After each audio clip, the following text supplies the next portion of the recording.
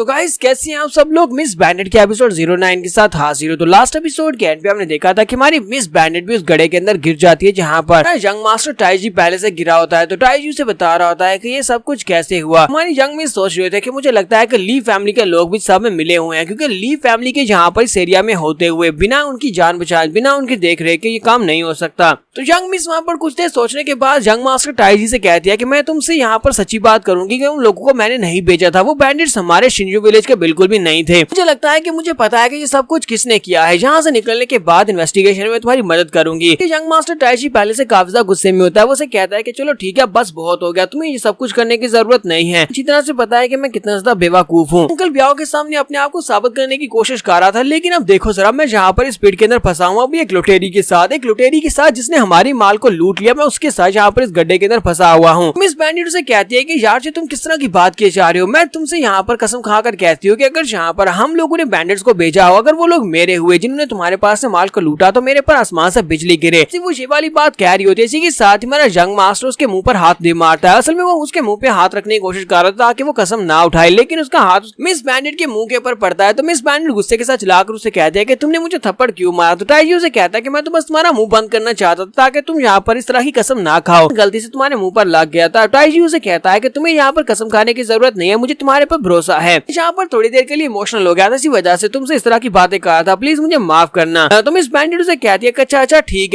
है, तुम दोबारा इस तरह की बात मत करना और मैं भी तुम्हें अच्छे से ही ट्रीट करूंगी। इसके साथ ही हमारी मिस बैंडिट जो होती है अपने बालू को उसके सामने करते हुए कहती है कि तुमने यहाँ पर कुछ नोटिस नहीं किया, मेरे में कुछ अलग नोटिस नहीं किया। तो यंग मास्टर टाइजी जो होता है वो उसकी तरफ देखने के बाद पहले थोड़ी देर देखता है, फिर साथ ही वो कहता है चलो शुक्र है कि लास्ट टाइम मैंने जिसको टच किया था वो सिर्फ स्टीम बंस थे। मुझे लगा कि लास्ट टाइम मैंने तुम्हारे बूबीज को टच कर लिया, तो असल में लास्ट टाइम जब उसने टच किया था वो वाकई में उसने उसके बूबीज को ही टच किया था। मिस जो होती है वो अपनी चेस्ट की तरफ देखती है, क्योंकि उसने लड़का बनकर अपनी चेस्ट को फ्लैट किया हुआ है, तो इसी वजह से वो अपनी चेस्ट की तरफ देखती है और कहती है लगता है कि यहाँ पर मेरी बूबीज को स्टीम बन कह रहा है। वहाँ से वो बहुत ज्यादा गुस्सा हो जाती है और कहती है कि ये सारा जाओ मिमी की वजह से हुआ है। जाओ मिमी ने यहाँ पर इनको बहुत ही टाइटली बांध किया था, जिसकी वजह से ये यहाँ पर नजर भी नहीं आए और इसे लगता है कि मेरी चेस्ट फ्लैट है। तो कहती है कि बेवकूफ लड़के कहें कि मैंने यहाँ पर एक लड़का बनने के लिए अपनी चेस्ट के ऊपर एक लकड़ी का फ्लैप रखा हुआ है, जिसकी वजह से यहाँ पर इसको टाइटली बांधा गया है ताकि ये नजर ना आए। साथ ही वो सामने से कपड़े हटाती है और उसे कहती है जरा गौर से देखो, अपनी आंखें खोलो और देखो जरा यहाँ पर मेरे कितने बड़े बड़े हैं। यंग मास्टर जो होता है वहीं पर चिल्लाना शुरू कर देता है और कहता है कि बेवकूफ लड़की ये तुम क्या कर रहे हो, चलो जल्दी से इसको कवर करो। इसके साथ ही हमारी यंग मिस अपनी चेस्ट के ऊपर बंधे हुए कपड़े को हटा देती है और कहती है कि शुक्र है कि अब मुझे यहाँ पर अच्छे से सांस आ रही है, अब जहाँ पर काफी ज्यादा अच्छा लग रहा है। वो यंग मास्टर से कहती है यंग मास्टर तुम्हें क्या हुआ, यहाँ पर इतना ज्यादा शर्मा क्यों रहे हो। ऐसा नहीं है कि मैंने बिल्कुल कपड़े उतारे हुए थे, मैंने कम से कम बिकनी तो पहनी हुई थी। ठीक है जल्दी से इस तरह घूम जाओ, मैंने अपने कपड़े चेंज कर लिए। तो यंग मास्टर से कहता है हाँ ठीक है। वो जैसे पीछे की तरफ घूमता है, इसी के साथ ही हमारी यंग मिस अपने पास से एक लकड़ी के तख्ते के ऊपर डरावना सा फेस बनाकर उसके सामने कर देती है, जिसकी वजह से यंग मास्टर बेचारा बहुत ज्यादा घबरा जाता है, डर का चीख मारता है और पीछे की तरफ गिरकर वहीं पर बेहोश हो जाता है। देर के बाद उसे होश आती है। तुम्हारी यंग मिस उसे कहते हैं कि तुम एक यंग जनरल कैसे बन गए, तुम एक जनरल कैसे बन सकते हो, तुम तो यहाँ पर एक लकड़ी के तख्ते के ऊपर बने हुए भूत से भी डरते हो। मास्टर से कहता है कि मैं यहाँ पर लकड़ी तख्ते के भूत से डरता हूँ, लेकिन मैं यहाँ पर फाइटिंग से बिल्कुल नहीं डरता। इस चीज का जनरल होने से कोई भी ताल्लुक नहीं है। और फिर यहाँ पर हमारा यंग मास्टर टाइजी से सारी की सारी कहानी सुनाता है कि वो क्यों यहाँ पर एक यंग जनरल बनकर आया है। तो वो सारी बात बताता है कि उसकी फैमिली में सारे मर्द मर चुके हैं और उनके मरने के बाद सिर्फ औरतें बची हैं और अब वो अपनी फैमिली का आखिरी मर्द बचा है। इस वजह से उसे अपनी फैमिली का नाम आगे बढ़ाने के लिए खुद यहाँ पर ये सब कुछ करना पड़ रहा है। यहीं पर हमारी यंग मिस को सर्दी लगने लग जाती है, क्योंकि वहाँ पर एक छींक मारती है। तो इसी के साथ ही हमारा यंग मास्टर उठकर खड़ा हो जाता है, अपना आर्मर उतारता है और साथ ही अपनी ऊपर वाली शर्ट भी उतार देता है। अपनी शर्ट उतार कर वो उसके सामने करता है। तो इसी के साथ ही हमारी यंग मिस उसके डोले शोले देखने के बाद उसके नाक से फिर से ब्लड बहना शुरू हो जाता है। वो कहती है जहाँ पर लगता है कि इनिशिएटिव लेने वाला है, यानी कि ये मेरे साथ पहल करने वाला है। साथ ही वो कहता है कि जितना ज्यादा ये हैंडसम है, अगर ये मेरे साथ कुछ करना भी चाहता है तो मुझे इस बात से फर्क नहीं पड़ता, ये मेरे साथ कर सकता है। यंग मास्टर अपनी जैकेट उतारने की बात से देता है और उसे कहता है कि तुम्हें ठंड लग जाएगी, ये वार्म है, इसे जल्दी से पहन लो। कहती है तो फिर तुम्हारा क्या होगा। तुम्हारा यंग मास्टर से कहता है कि मैं बहुत सारी ट्रेनिंग करता रहा हूँ, जिसकी वजह से मेरी चमड़ी बहुत ज्यादा सख्त हो चुकी है, इतनी ठंड मेरा कुछ भी नहीं बिगाड़ सकती। साथ ही वो उसे कहती है लेकिन तुमने इतनी टाइट शर्ट क्यों पहनी हुई है, ऐसा लगता है जैसे तुम छोटे भाई की शर्ट पहनकर आ गए हो। तो वो उसे कहता है कि मैं अचानक से यहाँ पर इस मिशन के ऊपर निकला और मेरे पास शर्ट की पैकिंग करने का टाइम नहीं था, मेरे हाथ में जो भी शर्ट लगी वो मैंने उठा ली। तो यहाँ पर आकर मुझे पता चला कि वो शर्ट मेरे पिछले साल की थी। उसके बाद मैंने उसके बाजू काट दिए और मैंने वही टाइट शर्ट पहन ली। इसके साथ उन्हें ऊपर से आवाज आती है। युएयोंग कहता है कि यंग मिस में बहुत सारी जड़ें मिल गई हैं, हम उन जड़ों का क्या करें। तो हमारे यंग मिस कहते हैं कि उन सभी को आपस में गांठ बांधो और एक रस्सी बना लो। तो जल्दी करो, जल्दी से उस रस्सी को बांधो और नीचे फेंको, क्योंकि हमें यहाँ पर बहुत ज्यादा ठंड लग रही है, मेरे बेबी